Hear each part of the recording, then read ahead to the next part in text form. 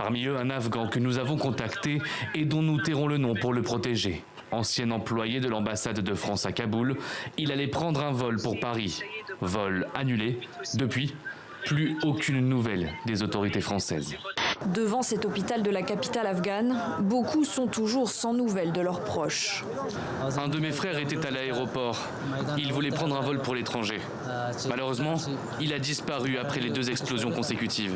Il y a eu des combats dans une grande partie de la nuit dernière et toute la ville aujourd'hui a bruissé de rumeurs, mais aussi d'avertissements des mêmes chancelleries occidentales, des mêmes services du renseignement militaire américain sur d'autres campagnes d'attentats. 13 militaires tués, c'est un bilan très lourd, le plus lourd pour les États-Unis en 10 ans en Afghanistan.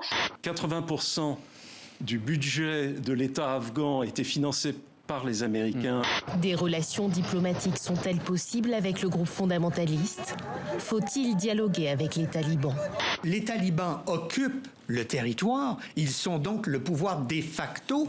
Il ne s'agit pas de les reconnaître comme gouvernement, mais au moins d'établir le dialogue. Nous devons parler avec eux parce que nous devons parler de ce qui nous importe. Si nous avons des lignes rouges à leur faire connaître, il est préférable d'aller leur faire connaître de vive voix plutôt que par voie de presse.